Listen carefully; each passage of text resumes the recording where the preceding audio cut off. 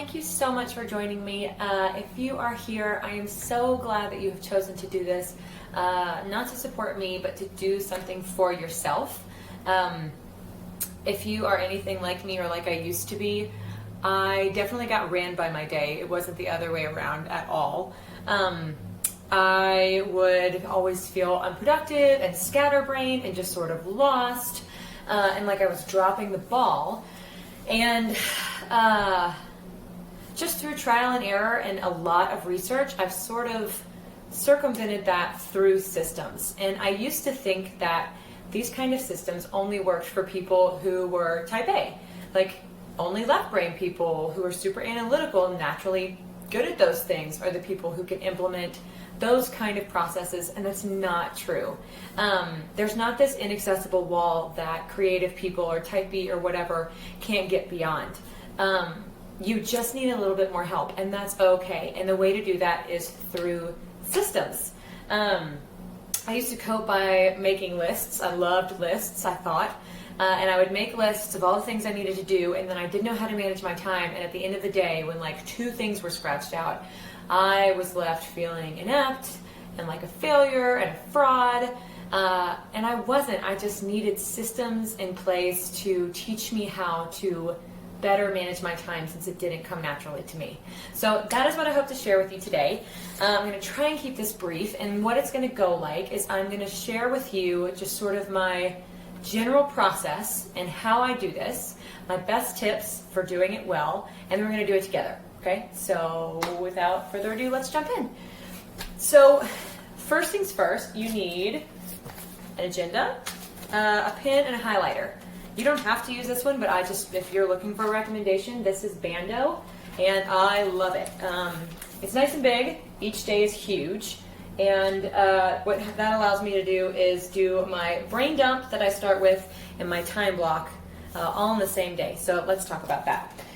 First thing I do is I do a brain dump on the left-hand side of my day of everything that needs to get done that day. I usually start this by scrolling through my email from yesterday, just to sort of jog my brain. Are there any leftover tasks that I need to get to today? And just sort of get my brain going about the flow of the day and what needs to happen. So I'll write everything down. Everything that needs to get done that day, it goes on the left-hand side. After I've done that brain dump, it's time to time block all of those tasks out on the other side. So I start breaking my day down by different time slots, and each time slot has a task associated with it. We're going to do it together in just a second, but let's go over some best practices for this, because without them, it sort of all goes to hell in a handbasket. So, number 1, make sure when you go to start your day, your first time block starts about 10 to 15 minutes from whatever time it is. So if it's 8 o'clock, start your day at 8:15. The whole point of this is to set ourselves up for success. It's going to take you a minute to time block. It usually takes a minute to get going. You reheat your coffee, you get an email you need to respond to ASAP, somebody rings the doorbell, whatever. You don't want to start the day feeling behind already, so give yourself a 10 to 15 minute window. Tip number 2. This is going to sound crazy. Allot 3 times the amount of time you think you'll need per task. That probably sounds like so much, but science actually proves that most people underestimate how long a task will take them by 3. And that doesn't mean that you're going to get like 4 things done that day. It means instead of doing an unrealistic 30 things, you're probably going to do about 15, maybe less. Definitely less. So whenever you're going to do something, even if it's something that you do pretty often and you think you have an idea of how long it takes you, I would still, at least for those, even double those. And then tasks you're not sure about that you haven't ever tracked, give yourself 3 times as much time as you think you would need. An example of how this happens. This happened to me today. I started putting together a contract for somebody, and I use a template, so it's copy and paste language. It's super fast. But then in the middle of putting it together, I realized, oh man, didn't we have a conversation a long time ago about something specific that they wanted about a line item that's not the usual for me? So I have to go back through my email, dig through all that email. I can't find it. Maybe it's in my Instagram DMs. I go there. I dig through all my DMs. I finally find it. Things like that, they take longer than you think, almost always. So give yourself 3 times as much time as you think you will need per task. Tip number 3, make sure to give yourself some lanyard time. Where I come from, that means a little something extra. You need a little extra cushion throughout your day because things will take longer than you think, or something unexpected will pop up, your mama calls, whatever it is. But you want to have a cushion in there so that you don't derail your entire day when something like that happens. I usually do these in 15-minute windows. You can either write these in like 12 to 12:15 and have lanyap in there, or you can just finish a task at say 12, start your next one at 12:15. I mean, you know, we're human beings. If you scroll through Instagram for 15 minutes as part of the time block you were supposed to be doing whatever, that contract, now when you get to the end of that task, you've got that cushion in there. You're probably right where you need to be. And again, the whole point of this is to set ourselves up for success, to be realistic about our time, and to make our day a success. What would I call that? Productive. Anyway, okay, tip number 4. If by the end of your time block you have your whole day accounted for and you've still got tasks left over here that didn't fit anywhere, you ran out of time. That means there are literally not enough hours in the day for everything that you think you can get done. This is a great reality check about how much we expect from ourselves and if those expectations are realistic. That, number 1, right there, is setting you up for failure. Step number 1. If you are asking so much of yourself that it's literally not possible to get it all done in the amount of work time that you have, you are setting yourself up for failure from the minute you even sit down at your desk, okay? That will get better as time goes on, just because you slowly learn how much time you do have in a day and it becomes a little more innate. But in the beginning especially, you will probably have those tasks left over. And if you do, that's okay. Don't scratch them out because we will get to them in a second. Tip number 5, don't forget lunch. It sounds really silly, but you should eat lunch. It's very healthy to take a break.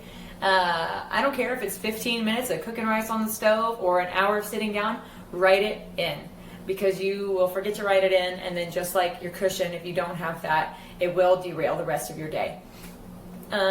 Tip number, what are we on? 6? Highlight as you go.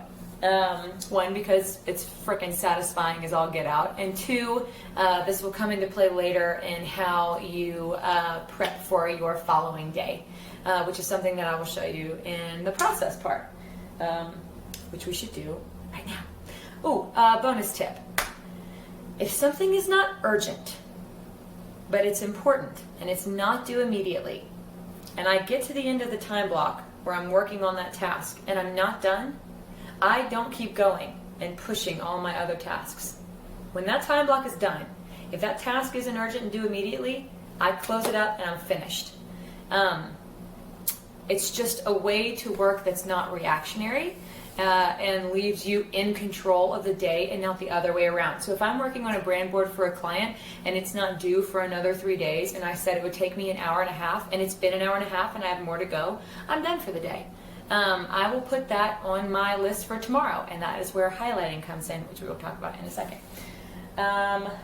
Okay, let's do the process together. So you should get a piece of paper. You can totally do this yourself, or you can just listen to me babble. It's up to you. Let's make this easy. Let's say my day starts at 9, because, I mean, come on, let's be real, self-employed life. And so I am going to start my day not at 9 for my time block, but at 9:15. And let's say I have a few clients to email. So from 9:15 to 9:30, I'm going to email Rachel, Chandler, Phoebe, and Monica. I have to get back to all of those clients. Okay, so I do that for 15 minutes. That may seem like a long time to email those people, but again, it just, everything takes longer than you think. You go to reply to someone and you realize you need to go dig up information, or you go to ask somebody about a painting that you're supposed to do for them, and you realize that, again, that information is in your DMs. Did they already tell it to you? Whatever. It takes longer than you think. So from 9:15 to 9:30, I'm emailing, okay? At 9:30, from 9:30 to 10 o'clock, I did some paintings for Phoebe and we got to send them in the mail. I'm sure they're super weird and funky and very spiritual or whatever. I'm going to allow 30 minutes for that because I have to drive to the post office, which is only 5 minutes from my house. But, who knows what's going to happen when I'm there. The line could be long. I could get a freaking flat tire. Maybe I want to stop for a coffee. I'm going to give myself 30 minutes to get that done. So from 9:30 to 10 o'clock, I am mailing Phoebe's paintings.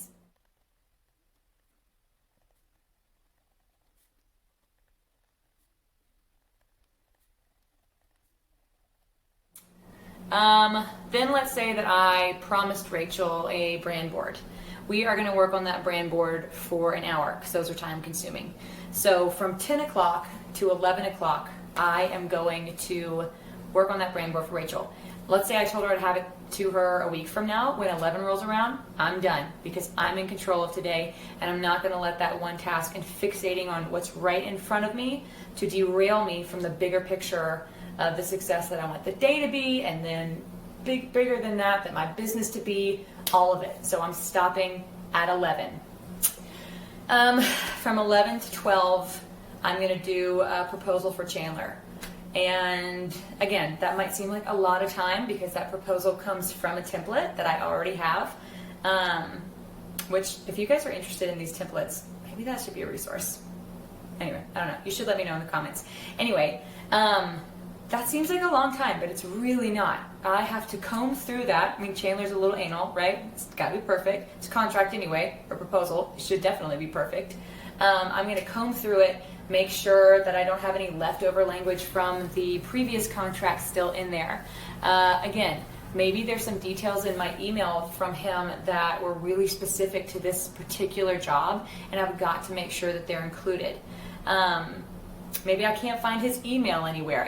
Whatever it is, I'm going to give myself an hour to get that done. I'm also going to have to craft a kick-ass email when I send it to him to get him to sign and get him on board and push him to say yes. All of that takes time. So I'm going to give myself an hour for that. So that was from 11 o'clock to 12.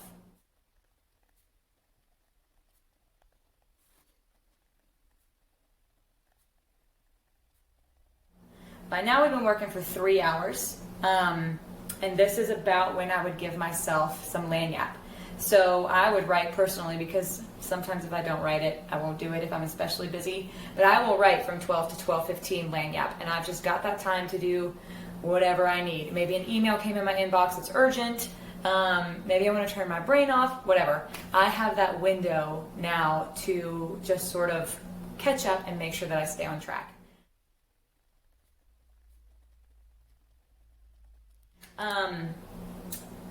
As I'm going through these tasks, I am highlighting what's getting done. And I'm highlighting that on both the time blocking side and the brain dump side. And the reason for that is because whatever doesn't get highlighted, I am going to move at the end of my day those tasks to the following day. So let's say that I've got 3 things that didn't get done. They didn't make it into my time block.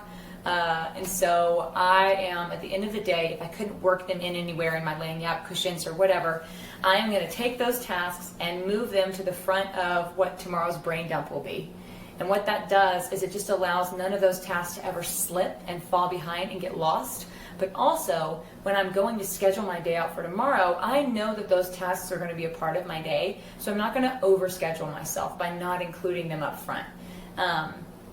So as I'm highlighting the time blocks as they get done, but let's say that from 10 to 11 we worked on Rachel's brand board, and I did that. That was successful. So I highlight that 10 to 11, but I'm not finished with the brand board, so I don't want to completely mark it out. I'll highlight the time block and not the item, so that at the end of the day I still see that item there and I move it into tomorrow's to-do list.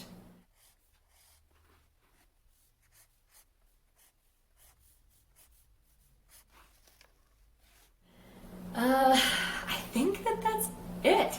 It's pretty pretty straightforward. Honestly, it just takes practice. The more you do this, the better you will get at it, the better you'll get at knowing how long things take you, what's a realistic estimate for things, and how much you can actually get done in a day. But I hope this helps.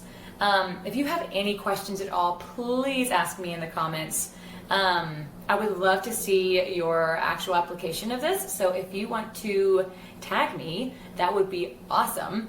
You totally should. And then if you are interested in learning how I prep my entire week, which is something that I do on Sunday nights, I am including a link in the description of this video to a sign-up page for that.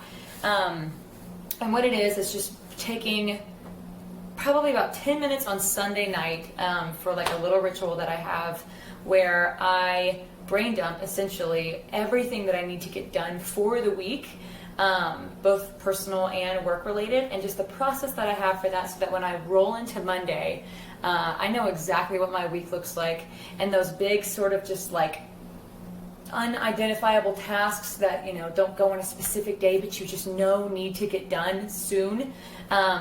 It gets them down out of the ether and onto paper and make sure that it gets done that week. So if you want to see what my process for that looks like, you should click the link in the description of this video and sign up.